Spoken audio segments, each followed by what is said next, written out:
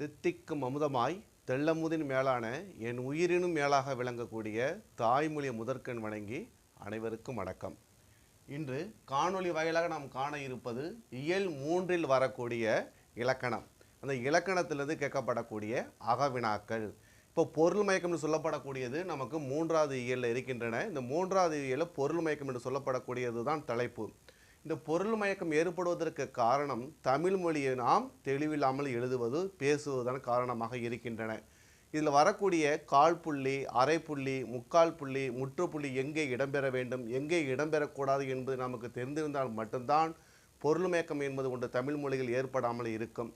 ஆகவே ஒரு தமிழ் மொழி வளர்வதற்கு காரணமாக இருக்கக்கூடியது என்ன அப்படின்னு பார்த்தோம்னா இந்த பொருள் மயக்கம்தான்.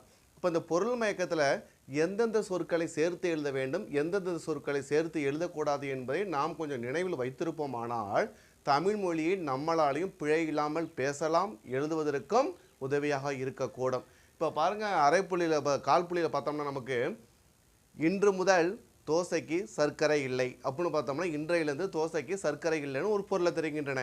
இன்று அந்த இடத்துல கம்மா கால் புள்ளியை இடுறோம். முதல் தோசைக்கு சர்க்கரை இல்லை. இன்று முதல் தோசைக்கு சர்க்கரை இல்லை.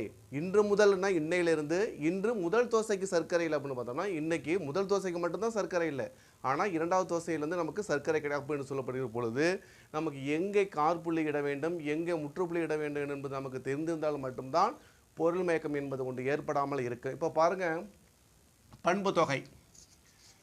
பண்பு தொகை என்று சொல்லப்படக்கூடியது ஒரே சொல்லை தான் குறிக்கும். பண்பு தொகையாக இருக்கட்டும் அல்லது வினை தொகையாக இருக்கட்டும், இந்த இரண்டுமே தனி சொற்கள் அல்ல. இரண்டுமே பண்பு தொகை ஒரு சொல்லுதான், வினைத்தொகை என்பது ஒரு சொல்லுதான். இரண்டுமே தனித்தனியாக இருக்கக்கூடாது. இப்போ பாருங்கள், பண்பு தொகைக்கு செங்கடல்னு இருக்கு. இந்த செங்கடல் என்று சொல்லப்படக்கூடியதை நம்ம சேர்த்து தான் எழுத வேண்டும். இதை நாம் பிரித்து எழுதக்கூடாது. இப்போ பாருங்கள், செங்கடல் என்பதை நாம் தனியாக எழுதுதல் கூடாது. பொருள் மயக்கம் ஏற்படுவதற்கு காரணமாக இருக்கும். இப்போ வினைத்தொகையில் பாருங்கள், வளர்தளம் என்று சொல்லப்படக்கூடியதை நாம் சேர்த்து தான் எழுத வேண்டும். இதை ஒருபோது நாம் வளர் தளம் என்பதை நாம் எழுதுதல் கூடாது. அவ்வாறு எழுதினால் வேட்டு பொருள் மயக்கத்திற்கு ஏற்படுவதற்கு நமக்கு காரணமாகவும் இருக்கக்கூடும். அடுத்து பாருங்கள், செகண்ட் ஒன் இடைச்சொல். இந்த இடைச்சொல் என்று சொல்லப்படக்கூடியது பார்த்தோம்னா நமக்கு பெயரையும் வினையும் தான் சார்ந்து வரும். அப்போ பெயரையும் வினையும் சார்ந்து வரக்கூடிய சொல்லை இடைச்சொற்களை நாம் சேர்த்து தான் எழுத வேண்டும். அதை தனியாக நம்ம பிரித்து எழுதுதல் கூடாது. இப்போ சான்றாக அணங்குகள் அப்படின்னு இருக்குன்னு வச்சுங்க.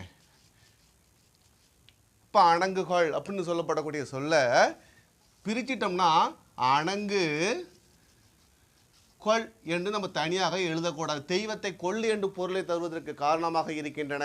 அப்போ இடைச்சொற்கள் என்று சொல்லப்படக்கூடிய சொற்களை நாம் சேர்த்து தான் எழுத வேண்டும். இப்போ பாருங்க, பேசியபடி. பேசியபடி பணம் கொடுத்தான் அப்படின்னு சொல்லப்படுது. சொன்னபடி நம்ம பணத்தை கொடுத்துட்டான் என்று ஒரு பொருளை தருகின்றன. அடுத்து பாருங்க, பேசிய படி பணம் கொடுத்தான். அப்படி என்ன பார்த்தோம்னா இப்போ அளக்கக்கூடிய படி அளவை நமக்கு குறிக்கின்றது. இப்போ இரண்டுக்கு பொருளை பாருங்கள், பேசியபடி பணம் கொடுத்தான் அப்படிங்கிற பொழுது சொன்ன மாதிரி நமக்கு கேட்ட பணத்தை கொடுத்துட்டான் என்ற ஒரு பொருளை தருகின்றன. அடுத்து பார்த்தோம்னா பேசிய படி பணம் கொடுத்தான்னா எடை அளவை குறிப்பதற்கு நமக்கு காரணமாக இருக்கின்றன. அப்போ தமிழ் மொழி வளர்வதற்கு காரணமாக இருக்கப்படக்கூடியது என்ன அப்படின்னு பார்த்தோம்னா பொருள் மயக்கம் தான். இந்த பொருள் மயக்கம் ஏற்படாமல் இருப்பதற்கு எந்தெந்த சொற்களை எங்கு சேர்க்க வேண்டும், எந்த சொற்களை தனியாக பிரித்து எழுத வேண்டும் என்பது நமக்கு தெரிந்திருந்தாலும் மட்டுமே ஓரளவு பிழை இல்லாமல் தமிழ் மொழியை நம்மளாலையும் வளர்க்க முடியும். அடுத்ததாக உடம்படுமை. இப்போ உடம்படுமை என்று சொல்ல வரக்கூடிய சொல்ல பார்த்தோம்னா நம்ம சேர்த்து தான் எழுதணும், ஒருபோதும் நம்ம பிரித்து எழுதக்கூடாது. இப்போ உடம்படுமை ஒரு எழுத்து என்னென்னு பார்த்தோம்னா ஈயும் இவ்வும்.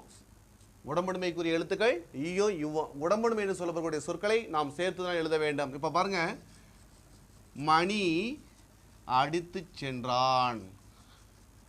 மணி என்பவன் யாரையே அடித்து சென்றிருக்கின்றான் ஒரு பொருளை தருகின்றன. அடுத்து பாருங்க, மணியடித்து சென்றான். அப்போ இதில் என்ன பொருளை தருகிறது அப்படின்னு பார்த்தோம்னா கோவிலில் இருக்கக்கூடிய மணியை அடித்து சென்றிருக்கின்றான் என்ற பொருளை நமக்கு தருகின்றன. அப்போ உடம்படுமை என்று சொல்லப்படக்கூடிய சொற்களை நாம் பிரித்து எழுதக்கூடாது, சேர்த்தை தான் எழுத வேண்டும். அடுத்து பார்த்தோம்னா உயர்திணையில் பன்மை விகுதியை குறிப்பதற்காக வரக்கூடிய சொல்லு என்னென்னு பார்த்தோம்னா கள். அப்போ அந்த கல் என்று வரக்கூடிய சொற்களை நம்ம சேர்த்து தான் எழுத வேண்டும், ஒருபோதும் நம்ம இதை பிரித்து எழுதக்கூடாது. இப்போ பாருங்கள், எக்ஸாம்பிள் குரங்குகள் உண்டன அப்படின்னு பார்த்தோம்னா எல்லா எல்லா குரங்குகளும் ஏதோ உணவு சாப்பிட்டு இருக்கின்ற ஒரு பொருளை தருகின்றன. அடுத்து பார்த்தோம்னா குரங்கு கல் உண்டன. அப்போ குரங்குன்னு சொல்லப்படக்கூடியது கல் என்பதை கொடுத்திருக்கின்றது என்று சொல்லப்படக்கூடிய வேறொரு பொருளை நமக்கு தரக்கூடியதாக இங்கு இருக்கின்றன. அப்போ உடம்படுமையாக இருக்கட்டும், உயர்திணையில் பன்மை விகுதியை குறிப்பதற்காக வரக்கூடிய சொல்லாக இருக்கக்கூடிய கல் என்று சொல்லப்படக்கூடிய சொற்களையும் நம்ம சேர்த்து தான் எழுத வேண்டும். கொஞ்சம் நினைவில் வைத்துக் கொள்ளுங்கள். அதுக்கு உடம்பு புணர்ச்சி இருக்கு இல்லைங்களா, சொல் புணர்ச்சி. அந்த சொல் புணர்ச்சியில் பார்த்தோம்னா நிலைமொழியின் இறுதியில் மெய்யெழுத்து வந்து வருமொழியில் உயிரெழுத்து இருக்குமே ஆனால் அந்த ரெண்டு சொற்களையும் நம்ம சேர்த்து தான் எழுத வேண்டும், பிரித்து எழுதக்கூடாது. இப்போ பாருங்க எக்ஸாம்பிள், சுடர் பிளஸ் ஆளி இப்படி இருக்கு இல்லையா. அப்போ நிலைமொழியின் இறுதியில் மெய்யும் வருமொழி முதலில் உயிர் இருந்துச்சுன்னா அந்த சொல்லை நாம் சேர்த்து தான் எழுத வேண்டும். அப்போ சுடர் பிளஸ் ஆளி சுடராளி என்ற ஒரு பொருளை நமக்கு தெரிகின்றன.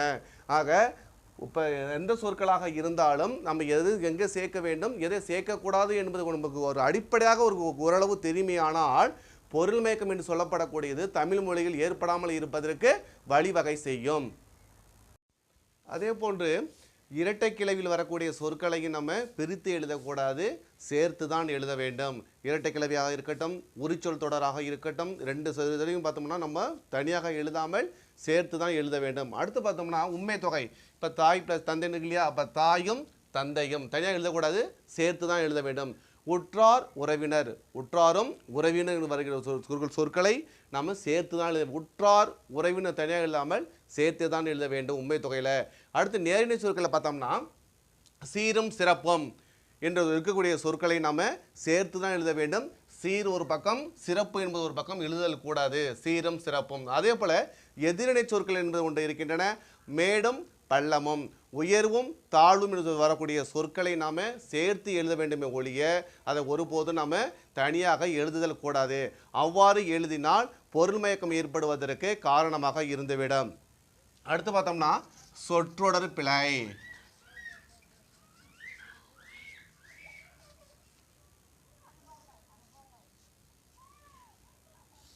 சொற்றொடர் பிழை. அப்போ சொற்றொடரில் பார்த்தோம்னா என்ன நம்மளுக்கு திணை, பால், எண், இடம் இந்த நான்கையும் நம்ம தெளிவாக வைத்திருக்க வேண்டும். உயர்திணை, எந்த பால், ஒருமையா பன்மையா, எந்த இடம் என்பது நமக்கு தெளிவாக தெரிந்து வைத்திருக்க வேண்டும். இப்போ பாருங்க, கோவலன் மதுரைக்கு சென்றது அப்படின்னு இருக்கு. கோவலன் என்று சொல்லப்படக்கூடியது உயர்திணை, சென்றது என்பது அகிரிணை. அப்போ கோவலன் மதுரைக்கு சென்றது என்பதற்கு பதிலாக சென்றான். அதே போல குதிரையும் யானையும் வேகமாக ஓடியது அப்படின்னு இருந்துச்சுன்னா அங்கே வந்து பன்மை, அப்போ ஓடின அப்படின்னு தான் எழுத வேண்டும். பறவைகள் நெல்மணிகளை கொத்தி தின்றது அப்படின்னு இருந்துச்சுன்னா அங்கே ரெண்டு பார்த்தோம்னா பறவைகள் இருப்பதனால பன்மை இருப்பதனால அங்கே வந்து தின்றன, பறவைகளும் தானியங்களை கொத்தி தின்றன அப்படின்னு தான் எழுத வேண்டும். தின்றதுன்னு ஒரு பொருள் சொல்லக்கூடாது. கோவலன் நேற்று சென்னையிலிருந்து வருகிறான் அப்படின்னு பார்த்தோம், காலத்தை பார்த்தோம்னா சென்னையிலிருந்து நேற்று வந்தான் தான் என்று இருக்க வேண்டும். ஆக ஒரு தமிழ் மொழியில் பிழை இல்லாமல் எழுதுவதற்கு காரணமாக இருக்கக்கூடியதும் சொற்றொடர் பிழை தான் என்பது நமக்கு காரணமாக இருக்கின்றன. அடுத்து பார்த்தோம்னா அது என்று சொல்லப்படக்கூடியது ஆறாம் வேற்றுமை உருபு. அந்த அதுன்னு சொல்லப்படக்கூடிய ஆறாம் வேற்றுமை உருபு உயர்திணைக்கு வரக்கூடியதா அகிரிணைக்கு வரக்கூடியதா அப்படின்னு பார்த்தோம்னா நம்ம உயர்திணைக்கு சேர்க்கக்கூடாது. இது அகிரிணைக்கு மட்டும்தான் நம்ம சேர்க்க வேண்டும். இப்போ சான்றாக பார்த்தோம்னா எனது மனைவி அப்படின்னு இருந்துச்சுன்னா வரக்கூடிய சொற்களை வைத்துக்கொண்டு தான் பார்க்க வேண்டும். வரக்கூடிய சொற்களை பார்த்தோம்னா இங்கே உயர்திணையாக இருப்பதனால இதை பயன்படுத்துதல் கூடாது. அப்போ எனது மாளிகை என்று சொல்லலாம், அரசரது வீடு என்று சொல்லலாம். ஆக வரக்கூடிய சொல்லு உயர்திணையாக பயன்படுத்தி இருக்கக்கூடாது. அப்போ அதுன்னு சொல்லப்படக்கூடியது உயர்திணைக்கு உரியதா அகிரிணைக்கு உரியது கேட்டோம்னா அகிரிணைக்கு உரியது மட்டுமே. இதை வந்து உயர்திணைக்கு பயன்படுத்தக்கூடாது. எப்போன்னு பார்த்தோம்னா வரக்கூடிய சொல்லை வைத்துக்கொண்டு தான் நம்ம முடிவு பண்ண வேண்டும். இப்போ எனது மாளிகைன்னு எழுதலாம், அங்கே எனது மனைவி நம்ம ஒருபோதும் அங்கே நம்ம எழுதல் கூடாது. அவ்வாறு எழுதினால் தவறான ஒரு பொருள் மயக்கம் ஏற்படுவதற்கு நமக்கு காரணமாக இருந்துவிடும். அடுத்து பார்த்தோம்னா இன்னைக்கு செய்யக்கூடிய மிகப்பெரிய பிள்ளைனா பார்த்தோம்னா இப்போ பாருங்கள், நடு சென்டர் எல்லாரும் பயன்படுத்துகிறோம். இன்னைக்கு நடு சென்டரில் நிற்கிறான் என்று சொல்கிறோம். நடு என்பது வேறு, சென்டர் நடு தமிழையும் சென்டர் ஆங்கிலத்தை கலந்து இன்னைக்கு இரண்டையும் ஒன்றாக பேசுகிறோம். நடுவில் நிற்கிறான் அல்லது சென்டரில் நிற்கிறான்னு சொல்லிட்டு போனோம். ஆனால் நடு சென்டரில் நிற்கிறான் என்ற ஒரு பொருள் மயக்கம் ஏற்படுவதற்கு காரணமாக இருக்கின்றன. அதே போல் பார்த்தோம்னா சுடு தண்ணீர் அப்படின்னு சொல்லுவோம். இது சரியா தவறா அப்படின்னு பார்த்தோம்னா தவறு தான். காரணம், ஒரு குளிர்ந்த நீர் என்று சொல்லப்படக்கூடியது குளிர்ச்சியாக இருக்க முடியாது, சூடும் கலந்து இருக்க முடியாது. ஒன்று குளிர்ச்சியாக இருக்க வேண்டும் அல்லது சூடாக இருக்க வேண்டும், இரண்டும் கலந்து இருக்கக்கூடாது. அப்போ இன்றைக்கி என்ன கேட்குறோம், நம்ம சுடு தண்ணீர் கொண்டு வான்னு சொல்கிறோம். அவ்வாறு அது என்பது சொல்லுதல் கூடாது. சூடும் குளிர்ச்சியும் பொருந்திய நீர் என்பது ஒன்று இல்லாததுனால நம்ம என்னன்னு சொல்கிறோம் அப்படின்னு பார்த்தோம்னா வெந்நீர் என்று தான் சொல்லுதல் வேண்டும். இல்லை என்றால் பொருள் மயக்கம் ஏற்படுவதற்கு காரணமாகவும் இருந்துவிடக்கூடும். அடுத்து பார்த்தோம்னா வினைத்தொகையில் இன்னைக்கு வரக்கூடிய பார்த்தோம்னா ஒற்று வரக்கூடாது என்பது விதை. அப்போ வினைத்தொகையில் பார்த்தோம்னா இப்போ பாருங்க, சான்றாக திருவளர் செல்வன் அப்படின்னு இருக்கு. திருவளர் செல்வன், இந்த திருவளர் செல்வன் சொல்லப்படக்கூடியதில் ஒற்று வரக்கூடாது என்பதனால நான் இவ்வாறு எழுதுகிறேன். ஆனால் சில பேர் என்ன பண்ணுறோம்னு கேட்டோம்னா இதில் இச்சை பயன்படுத்தி திருவளர் செல்வன் என்று எழுதுகிறார்கள். அவ்வாறு எழுதுதல் கூடாது. காரணம், வினைத்தொகையில் எந்த ஒரு ஒற்றும் வரக்கூடாது என்பது விதி என்பதனால திருவளர் செல்வன் என்று தான் நாம் எழுத வேண்டும். திருவளர் செல்வன் என்று ஒருபோதும் இங்கே ஒற்றெழுத்து வரக்கூடாது என்பது விதி இருப்பதனால நாம் தெரிந்து வைத்திருப்போமானால் தமிழ் மொழியை நம்மளாலையும் பிழை இல்லாமல் எழுத முடியும், பேசவும் முடியும். ஆக ஒரு பொருள் மயக்கம் இல்லாமல் ஏற்படுவதற்கு காரணமாக இருக்கக்கூடியது பார்த்தோம்னா கால் புள்ளி, அரை புள்ளி, முக்கால் புள்ளி, முற்றுப்புள்ளி, சொற்றொடர் இவையெல்லாம் உறுதுணையாக இருக்கின்றன. இன்னைக்கு முக்கால்வாசி பேருக்கு எது அண்மை எது சேய்மை என்று கூட தெரியாத அளவுக்கு இன்னைக்கு இருந்து கொண்டே இருக்கின்றோம். இப்போ பாருங்க, அருகில் அப்படின்னா அருகில்னு இருக்கு. இந்த அருகிலுக்கு ஆப்போசிட் பார்த்தோம்னா அருகாமைகள்.